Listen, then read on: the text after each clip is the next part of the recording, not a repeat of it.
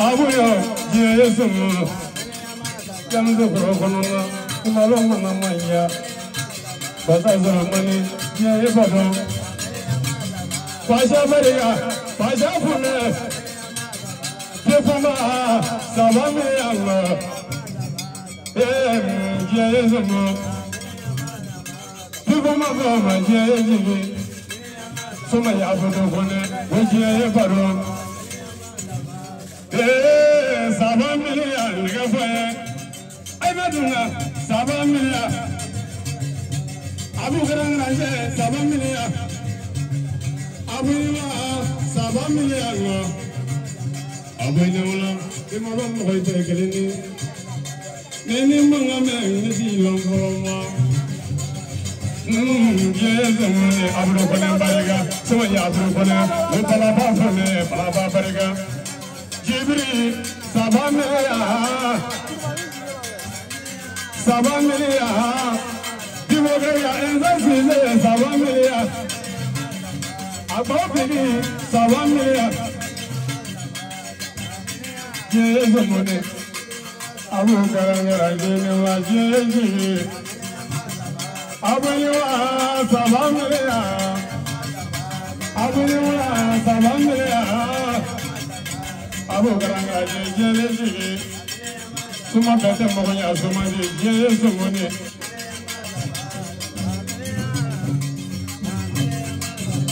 Amaduna, Sabamilia, Sabamilia, Natuna, Jezi, Abu Garanga, Jezi, Jinazia Barolo, never won your voyage. Sabah bile bahasa terapi yang bo.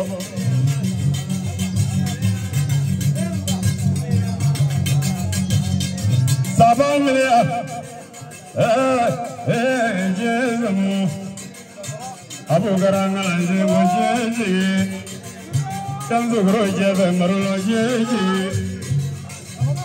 Abu Lisa Sabah milia, Sumaya Abu Sabah milia.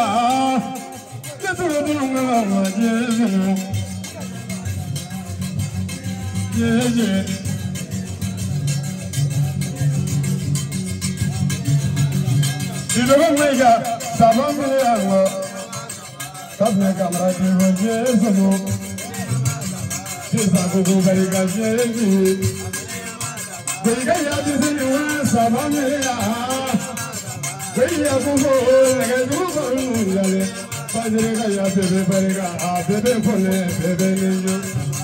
Karanga niyo sabamili ayala. Sabamili ya. Sembranga ya karabefo. Dauda sirile niyo la, laso korujani na sembra. Sabamili ya. Sabamili ya, sabamili ya. Karanga Yesu sabamili. I get my hand as always on it. Abu Garanga. Muayani Molon, the Glen. Rumba drinking as some Madonna Gosula, Agunyama, the Blessed Family Lomilet Mongoloni. Abu Garanga. Jayakuma, my Jade. Wagema Jajas, Mugia, Watri. Grandrazin. Abogega ya babzi kone wole babzi kone parono unte panamolo ina awangolo mo wole nga awangolo bagi wole nga karimo kone wole karimo kone paro wile nga alabi wole nga alabi wole zembra nga ya alabi wole kasri be dawsi tanate sumala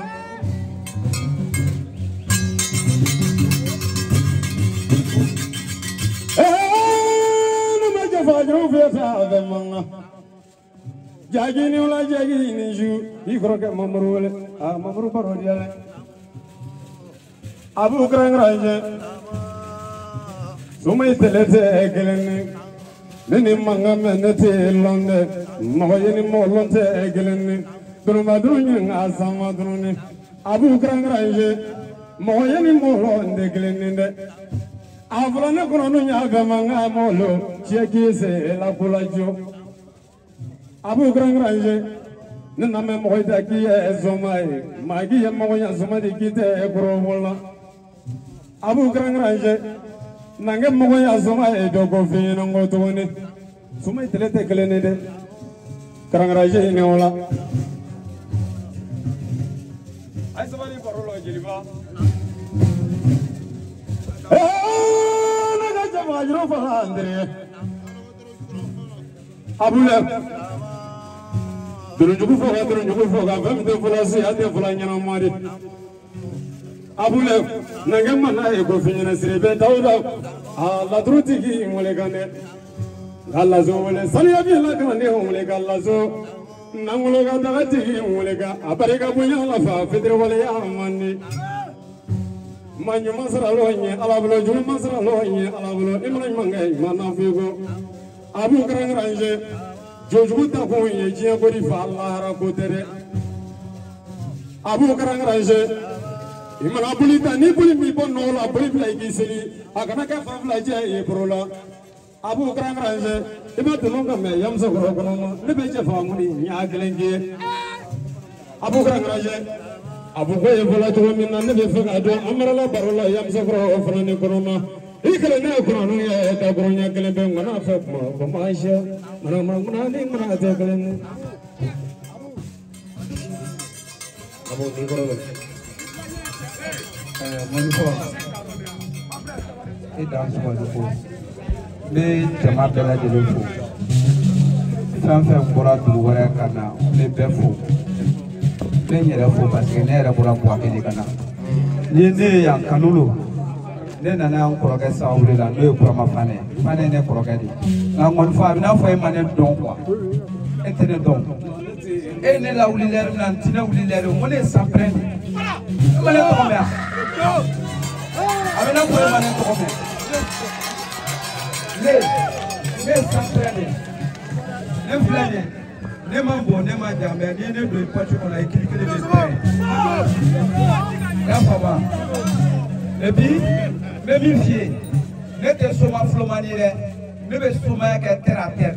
ya famoi ne diplôme sur soma la gata fo malla kana na ko war kona ne soma e mo nyane ya famoi ne ma famille beta soma la ne du do million bi woro ni wolo la ba kona ne muso ani mo woro kana flete te bla ko ne tere ni mais la wuli der bi na wole ma jange quoi ne wuli der de teni ya famwa ne wuli der de teni de se ba kora yere wuli der de teni ye bi de do la quoi ma ngane la wuli der da kana ke abule olo leson ko na zabale e mallo ko nonno ngajia anani manga mete ndilo moyeni mollo ndegleni karangaraje abu bulo leson ko amana fa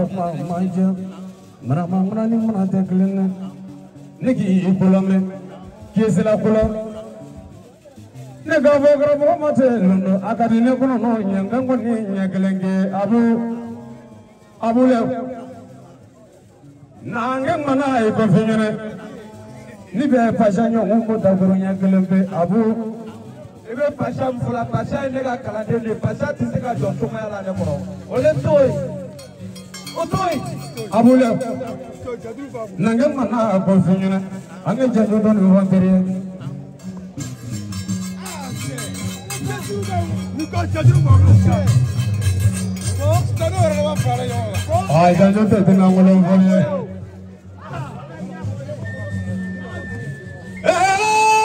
ke ba jama boli faka me dala ngoto ko ni karangara jeni wala ila baro gadinya de karangara nangi lamina nyugo furondo ndo ko fenyene ima sembra nga ya ngara be ko mesri be tawda ko sura ka ya tibi wole ga a tibi kuma tibi wole ga brelesu siri be tawga mo ngene agalla tru gele be yere ngono non ma sembra ngono na masa sura manela ama wole de ago mi de ngonna mo nangi jaza sura mani funa nella sura mani fili ngorani o la turu masaso fana bi bugila ibe warje denglen be ni je kono na aga masaso mana tine kono no ma awari denglen bila kata dona kana blanga joro la afana ne manyina sirbe dawda gode grinizo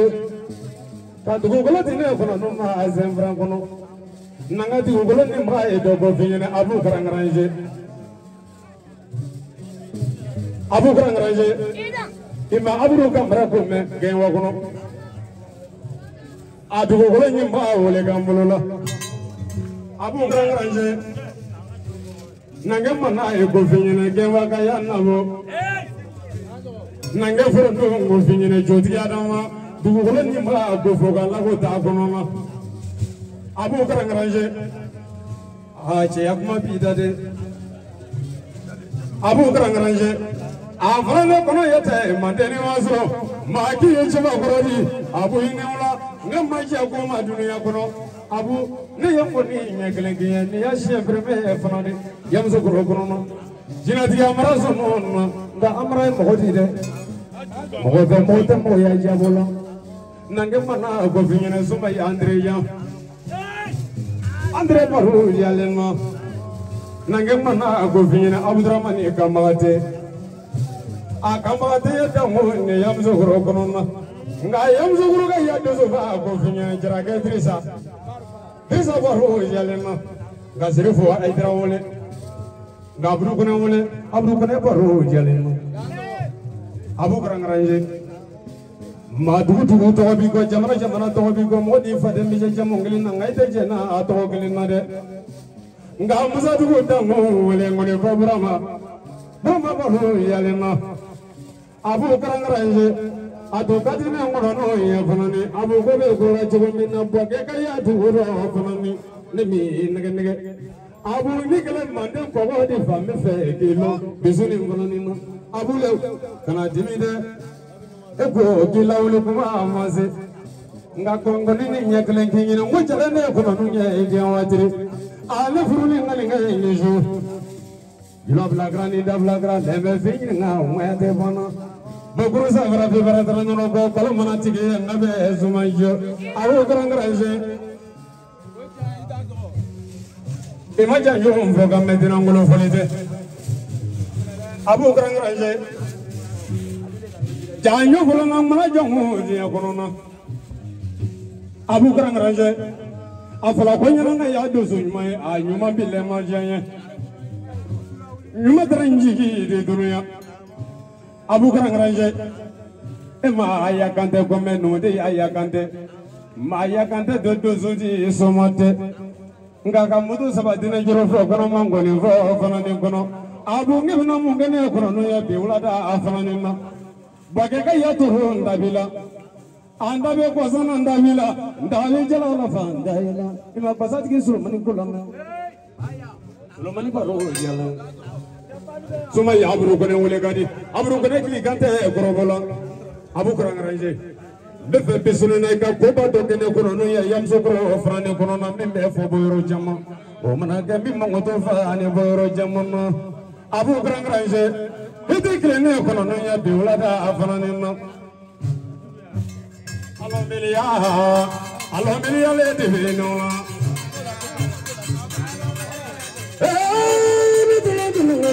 alo milia le divino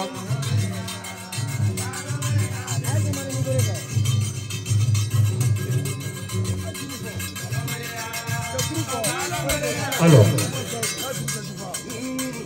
Juruva Madame na Ramane na folo mi bola mabo alaniche o tele ko fe ko no jeli ga sigede be a ko no ko kan ko ka da zo sen ke mesa ba ni sen pisa ba ani saba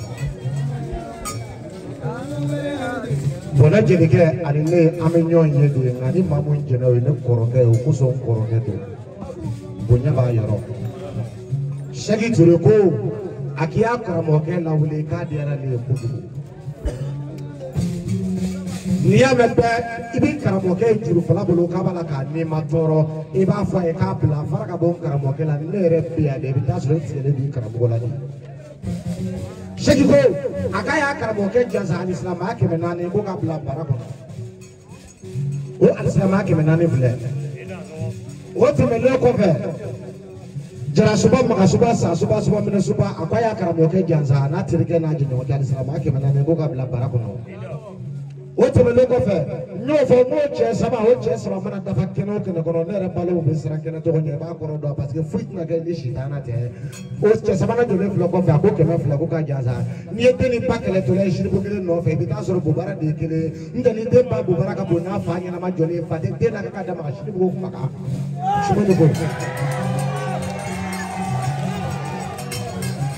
katama sama kamane ten no fe mese ba tara tugu parce que mato wala sura la jokuru ne mena ka bele ka so ko eduka tuga so wala kele tira boy mena ida to ka bara kena abise ki mogo gla ngala delte ya ke show mai boy ngala delte yu fa shenge makala e to kele ka bara ne ke bara kele ka penne manga du abu kamate ka tamne puake fo abisha ka tamne puake fo la gine ka tamne puake fo mani kamate kamune wallahi dia ni ka do ite misa hey ni kamele be shumuru ban no fe ka te farla bobara de boy na te sura la ba bi ngene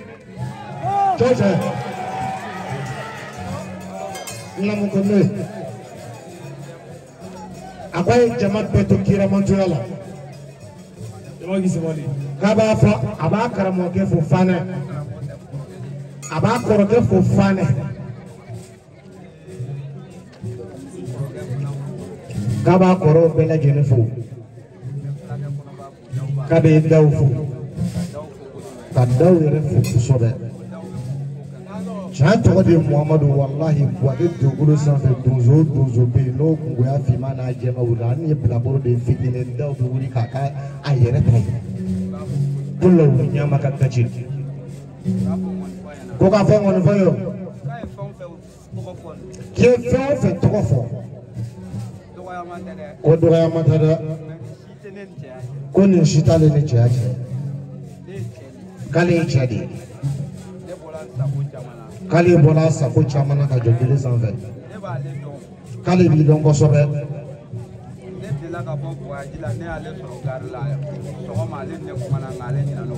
ko lɔn dɔ ale delila ka bɔ voyage la o y'a sɔrɔ ele bɔra taama na a ye ɲɔgɔn kunbɛn gare la ko don kelen n'ale kumana ko mɛ i ɲinana don kɔ k'i y'a fɔ k'e de ye Yamusokoro Viki ale ye mobili ta sɔgɔma ka taa Buwake o karangasi de jɔlen filɛ mɛ ni ɲɛ dara ka i ti somaya sawuraya la wallahi de ala ye a ye dugukolo bugɔ a gosilen kɔfɛ a ye den min wolo ni ɲɛ dara ka Buwake i bɛ ɲɛ bɔ a fɛ o fonctionnaire dɔ ka du ko su tɔ ka jan fɔli yɛrɛ k'a ma daminɛ fɔlɔ k'a bɛ tila ka wuli tuguni k'a bɛ 4000 di ma k'a bɛ 1000 di Togola TV ma k'a bɛ 1000 di anw yɛrɛ ma ko ŋɔni fɔ k'i k'a ɲini ka dɔn levi fa ko n'i y'a dɔn kosɛbɛ k'i bɛ kɔn k'ale lawuli ko y'a faamu soma denmisɛnninw de bɛ kɔn ka lawuli fɔlɔ ale ka dɔgɔ nka a tɛ ko maa si dufa kɔnɔ ko n'i y'a don dɔrɔn kelen kelen bɛ pɛrɛn k'i ne don k'ale ye soma ye pewu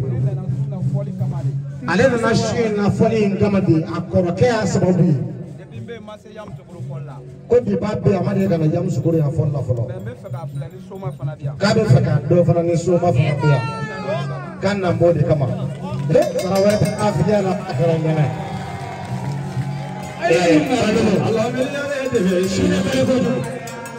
karena syukur kalian karena coba bani familia deh nasinya tadi koju kami nak terang wajib kena kena kumara manta awana ni familia deh coba coba kau buat beli jadi kan berapa buat beli kau dah